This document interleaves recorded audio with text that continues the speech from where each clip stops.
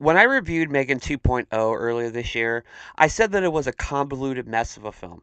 Now here we are 5 months later, and Five Nights at Freddy's 2 says, "You think that movie was crazy? Hold my beer." My history with the FNAF series is a little strange, so please allow me to digress for a second. I have a son who is now 20, so when FNAF was in its crazy zeitgeist a decade ago, he played through the first four games on my Steam account and would spend the next 3 years always telling me all this stuff about William Afton and spirits inhabiting animatronic creatures. So I finally played the first game around 2016.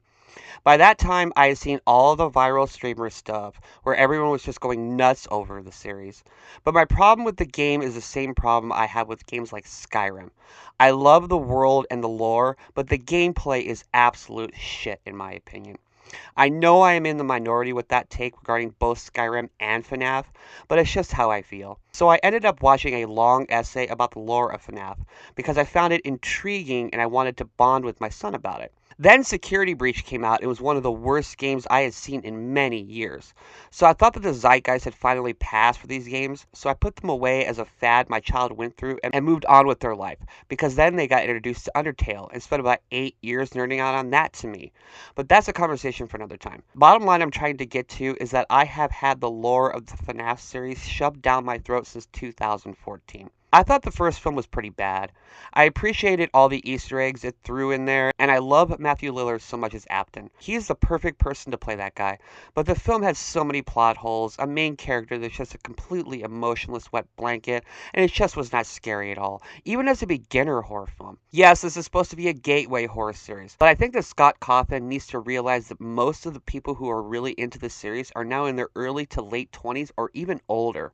So it doesn't need to be gateway horror as much as it is. Let's not even talk about all the plot holes the first film had and how the hell a bunch of people can wind up dead and no one even bothers to question the people surrounding all of it by investigators or anything. As an homage to the game series, it was passable but not scary and not as memeable. As a film, it was a generic and quite frankly awful film with bad pacing and only one good kill. Now the second movie is here, and while the first one was messy with not enough of what I think made the series special, this new one expands the universe to include Henry, Charlotte, and others that I won't spoil.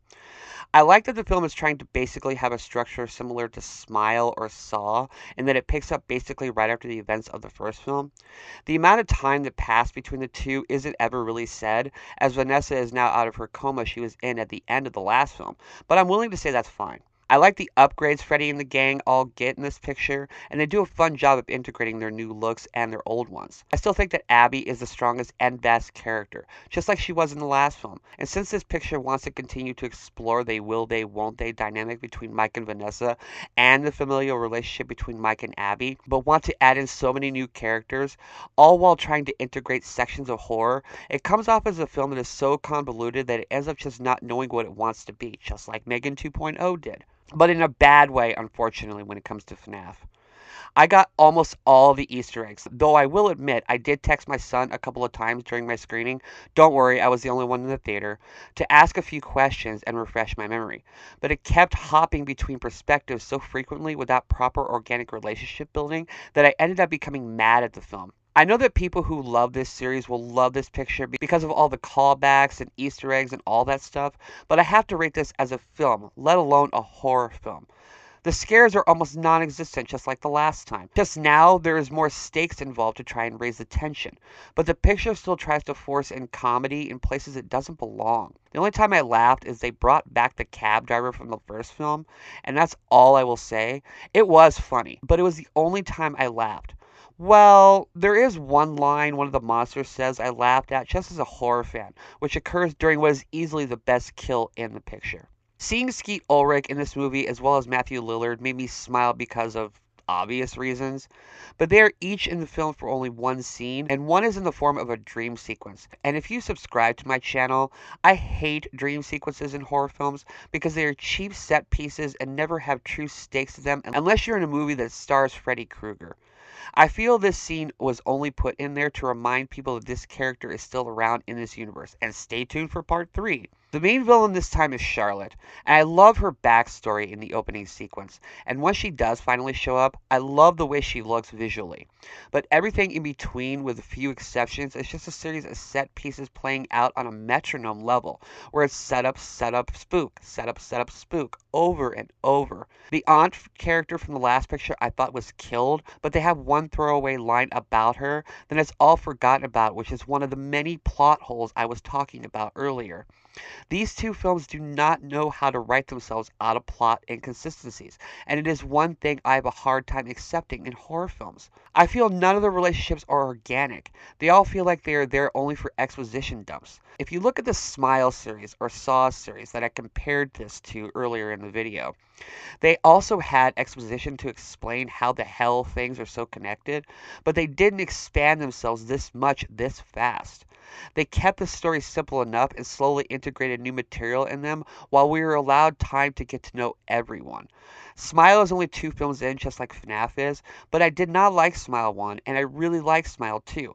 Whereas FNAF 1 I thought was pretty bad, and FNAF 2 is only less bad and more tolerable, not good. But I guess at least it's on an upswing, so maybe by part 3 we will get to it being kind of good. I hope.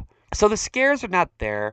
The plot is all over the place. It introduces new characters casuals will not understand, but it has a few good set pieces, nice fan service, and has a universe I am a big fan of on a lore level. So do I recommend this movie? I don't know, man. I'm going to say no because the games do such a better job fleshing out the lore. And in fact, because the movie would be boring taking place in only one location like the first 4 games do, they have to break their own rules of lore with it. That's all I will say about that so I don't spoil too much. This is a hard one for me because I think this movie is mid as fuck, but I get its appeal and its memeability. So how about I say wait for streaming and enjoy this either with friends over at your house or do it on a Discord server and go ham with all the fun stuff that is in here. It's worth that alone, I guess, but a theater watch, no way can I recommend it. I give Five Nights at Freddy's 2 a really, really weird 2 stars out of 4. As a horror film, I think it's shit. But as a universe, I think it's kind of fun. But it's mostly all material we've all been following since 2014. A mixed bag film, but I don't hate it as much as other film critics seem to. I just think it fails at being a horror film, but succeeds at being a fan film, if that makes sense. And that is my review. Thank you so much for watching. If you like this, please like and subscribe. Here's links to my other videos. Follow me on social media if you like. And until next time, I am Ghost.